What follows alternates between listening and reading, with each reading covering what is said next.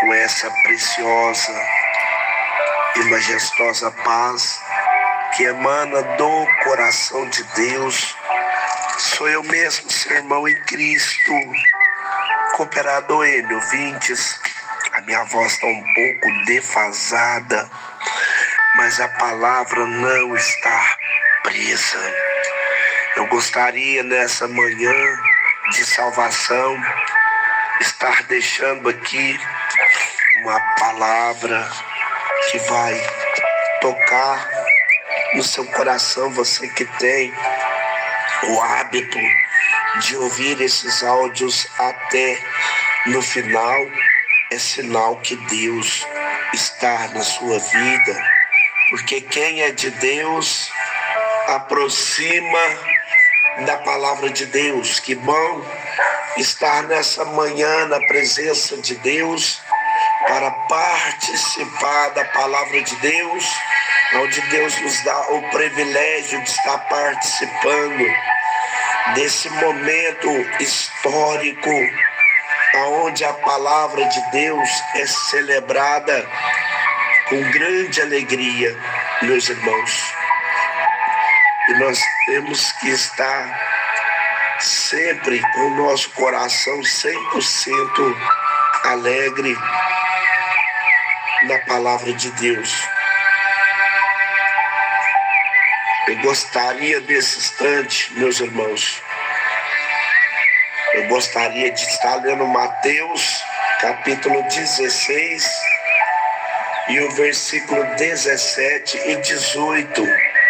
Já tive falando um pouco sobre isso, mas gostaria de repetir. Aleluia, Jesus. Eu gostaria de deixar essa palavra que você vai entender o teor dessa palavra. Mateus capítulo de número 16, versículo 17 e 18. Aleluia, Jesus. E Jesus respondendo disse: bem-aventurado és tu, Simão Barjonas, porque não foi a carne nem sangue que tu revelou, mas meu Pai que está no céu. Pois também eu lhe digo que tu és Pedro, e sobre essa pedra edificarei a minha igreja, e as portas do inferno não prevalecerão contra ela. Calamachande calabarassura calabácia. Meus irmãos e amados ouvintes, em posse desse texto conhecido desse povo santo, eu gostaria de falar sobre Jesus e o seu relacionamento com a igreja. Estamos diante de um dos evangelhos. Embora o autor não se identifique, o testemunho dos pais da igreja, aqueles que sucederam os apóstolos à frente da igreja do Senhor, atestam a autoria que Mateus, inicialmente chamado Levi, que tinha a função de ser funcionário de Roma em relação ao seu povo, cobrando imposto, como está em Mateus capítulo 9 e versículo 9.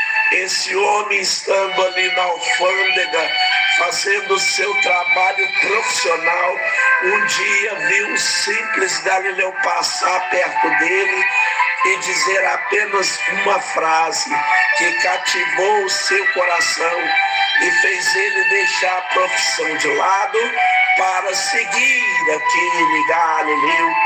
Jesus aproximou-se de Mateus e disse: vem e segue-me. E ele deixou tudo e de imediato o seguiu.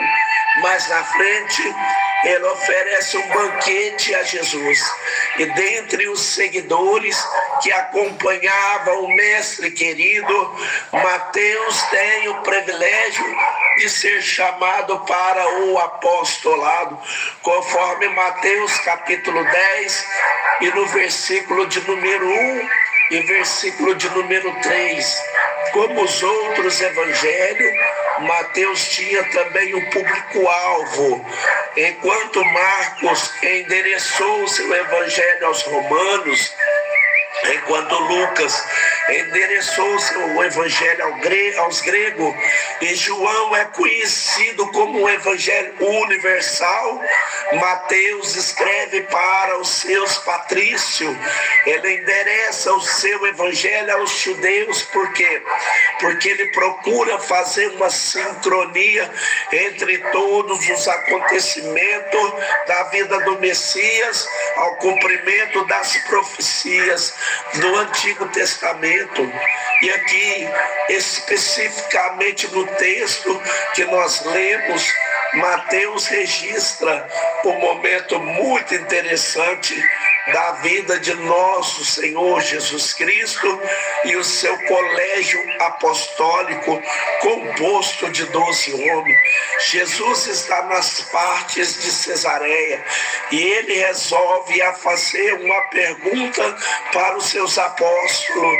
Qual era a perspectiva, qual era a ideia, qual era a opinião que as pessoas de longe que iam até a respeito dele. Ele diz assim: o que disseram os homens a ser o Filho do Homem? Ou seja, o que as pessoas de longe estão dizendo de mim? Então alguns dizem: tu és Elias, outro diz: tu és Jeremias, ou algum dos profetas. E depois que Jesus faz essa pergunta para o que estava de longe, ou a respeito da opinião que tinham deles, o que estava mais distante, ele agora resolve fazer a pergunta para quem está mais perto, para aqueles que comem com ele, para aqueles que bebem água com ele, para aqueles que caminham com ele, para aqueles que dormem ao teu lado. E vós, o que dizeis que eu sou? Que os de fora têm opinião diversas? Isso é de se esperar, porque eles estão longe, eles não estão perto, eles não me conhecem cara a cara. Mas eu quero saber a opinião dos que andam comigo, dos que comem comigo, dos que andam comigo, dos que dormem ao meu lado. Eu quero saber o que vocês dizem que eu sou. Então todos se calam, mas Pedro recebe a revelação do Espírito Santo de Deus e diz: tu és o Cristo, o Filho do Deus vivo.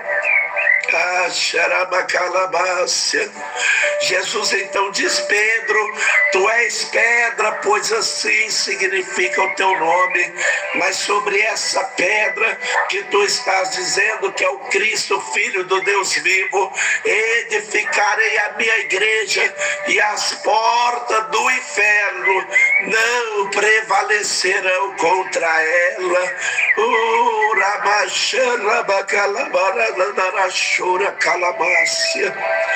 É a primeira vez, meus irmãos, na Bíblia que aparece o termo igreja.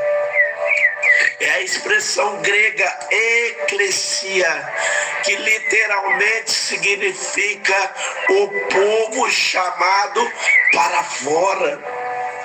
Jesus está falando daquilo que aconteceria após morto.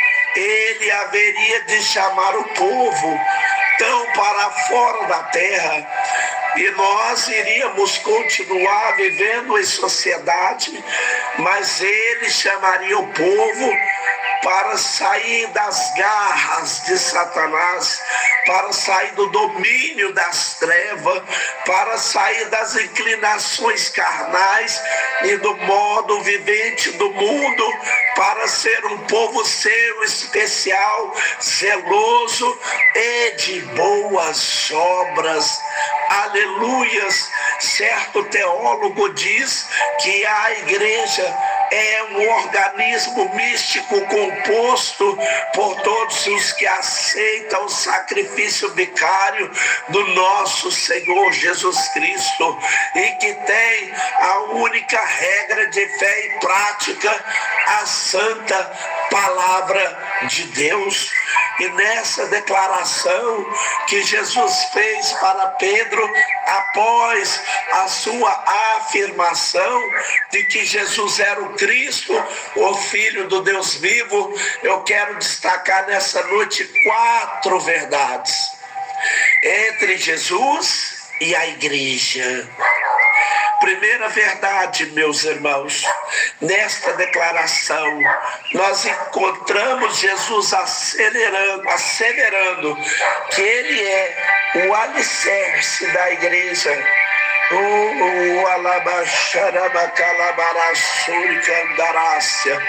Jesus é o alicerce da igreja, meus irmãos. Veja o que Jesus diz sobre essa pedra. Sobre significa em cima de uma pedra. A igreja tem como uma pedra a pessoa bendita de nosso Senhor e Salvador Jesus Cristo. Alicerce significa aquele que fundamenta, aquilo que sustenta, a base, o apoio, o sustentáculo. Na época de Jesus, quando as pessoas queriam edificar uma casa, eles procuravam uma rocha, eles procuravam um lugar firme, porque eles queriam fazer uma edificação que suportasse as intempéries, a chuva, os trovões, as enchentes. Jesus falou disso em Mateus 7, versículo 24 ao 27, quando disse que o prudente construtor edifica a sua casa sobre a rocha.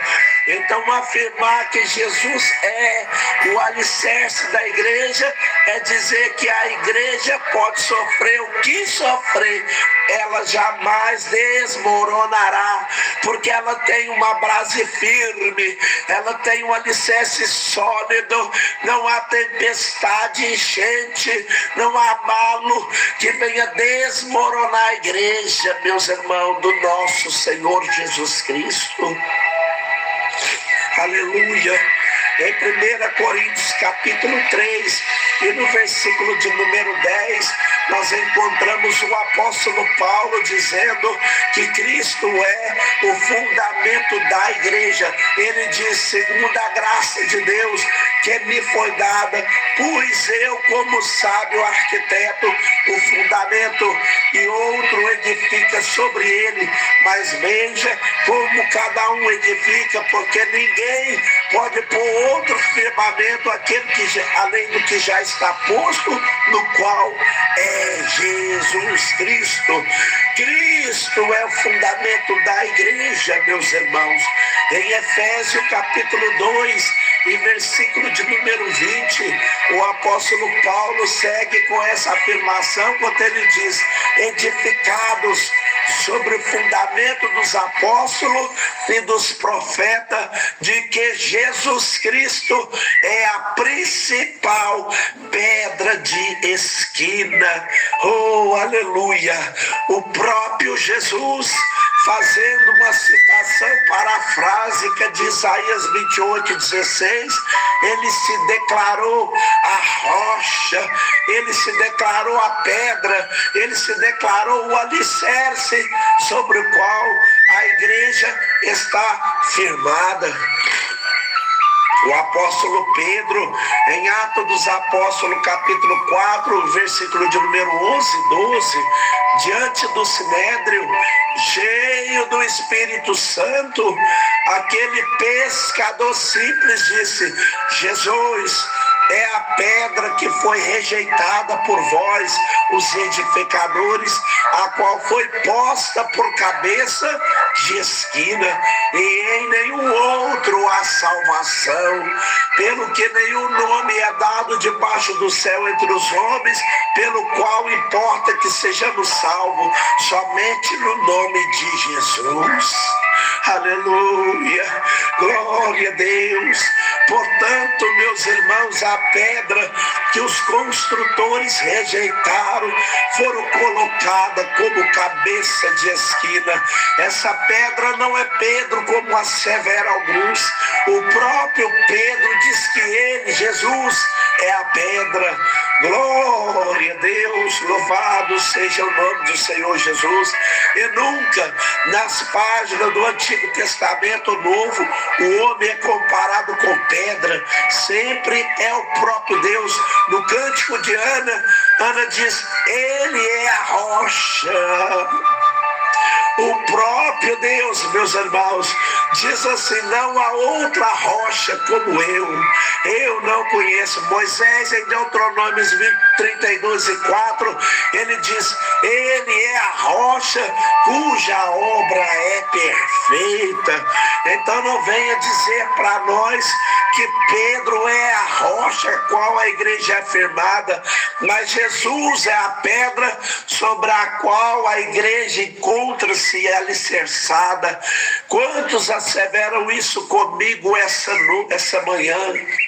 Rabaxaramacalabácia. Ele é a pedra ferida de Meribá. Ele é a pedra que feriu os pés da estátua de Nabucodonosor. Ele é a pedra que os construtores rejeitaram na reedificação do templo.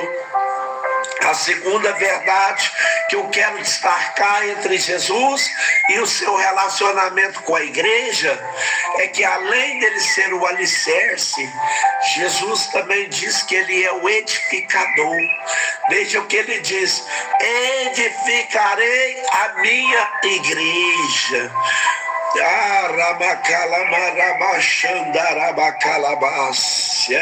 Ele não é só o alicerce, meus irmãos, ele também é o edificador, é aquele que constrói. A igreja, o apóstolo Paulo disse, era um mistério que estava oculto em Deus na eternidade, mas que foi revelada pelo Espírito na dispensação da graça. A igreja foi, desde a eternidade, concebida na mente de Deus.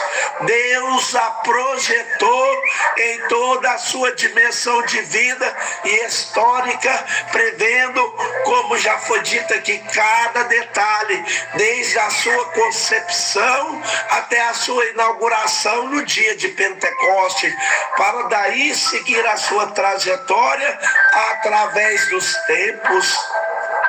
Jesus disse: edificarei a minha igreja. A expressão edificar significa construir, levantar, fundar, instituir, criar. Igreja não é ideia de homem, igreja é ideia de Deus, meus irmãos. Esse projeto estava oculto no coração de Deus, nem os anjos sabiam. E Paulo diz: o Espírito revelou aos apóstolos que ele escolhera. Ele diz: a mim, o mínimo de todos os santos, me foi dado a conhecer os mistérios ocultos que estavam no coração de Deus. E Cristo iniciou essa obra, amando a igreja e se entregando por ela. Oh, assim como o rapaz, quando se engraçava de uma moça, ele voltava na casa do pai e dizia: achei a moça, eu quero casar com ela. Então os pais iam e combinavam com os pais da moça. Primeiro se fazia o noivado e se dava o prazo para a realização do casamento. Assim também foi Cristo que desceu do céu para buscar uma noiva, para chamar um povo para fora, para preparar essa noiva para o grande cortejo que nos aguarda para aquele grande dia, onde estaremos para sempre com o Senhor. A Bíblia nos diz em Efésios 5:25, se você entender isso e puder ler: Palavras de Paulo que diz: vós, marido, amai a vossa mulher como Cristo amou a igreja e a si mesmo se entregou por ela.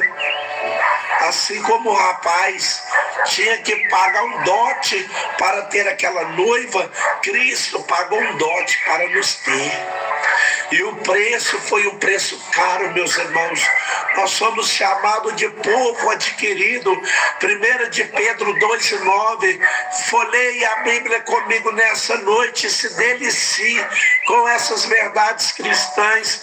Mas vós sois a geração eleita, o sacerdócio real, a nação santa, o povo adquirido, para que anuncieis as virtudes daquele que te chamou das trevas para a sua maravilhosa luz. O preço que foi pago não foi em real, meus irmãos. O preço que foi pago não foi em dólar. O preço que foi pago não foi em euro. Aleluia. O apóstolo Pedro, na sua primeira carta, capítulo 1, versículo 18 e 19, pois não fosse comprado em ouro, comprado da vossa vã maneira de viver, que por tradição recebeste de vossos pais, mas com precioso sangue, com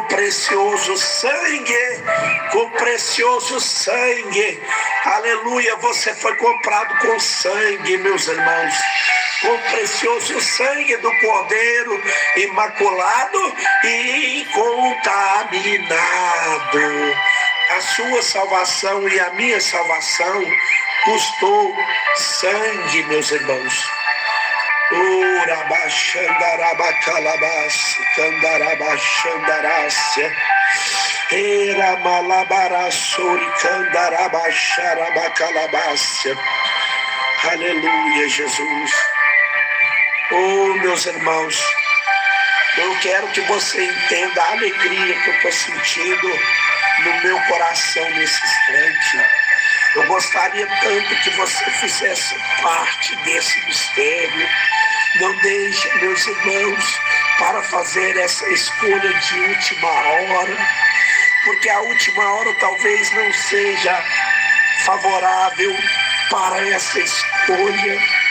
Hoje os céus está lhe dando permissividade para levantar suas mãos cansadas, os seus joelhos desconjuntados e levar a sua mente até os céus em pedido único de humilhação, o perdão divino. Deus quer te salvar, meus irmãos. A salvação da terra, ela promete libertação para o corpo, mas a salvação dos céus, ela promete libertação para a alma. Deus quer te dar um novo nome. Deus quer te dar uma nova identidade. Deus quer colocar ponto final nas suas dúvidas. Deus quer te dar um lugar aonde você poderá dormir em paz e descansar em paz, com a sua alma purificada, com o título de igreja do Senhor Jesus. Estas foram as minhas poucas e humildes palavras nessa manhã. Eu aguardo você nas nossas igrejas pentecostais Doce Amor, ou seja, aqui no bairro Dona Rosa, Rua Padre Eustáquio, número 1301, ou seja, no centro da cidade, na Rua Pernambuco, número 67, de frente à Prefeitura Municipal, onde era a Prefeitura. Meus irmãos, você não pode perder tempo. Talvez você ache que tempo é dinheiro, mas dinheiro não compra salvação. O que compra salvação é arrependimento. O que compra salvação é a aceitação da pessoa bendita de Cristo. Então faça isso, meus irmãos. E no mais eu te agradeço pela sua atenção. Fiquem todos com Deus e tenham uma semana de sucesso e de progresso, em nome do Pai, do Filho e do Espírito Santo de Deus.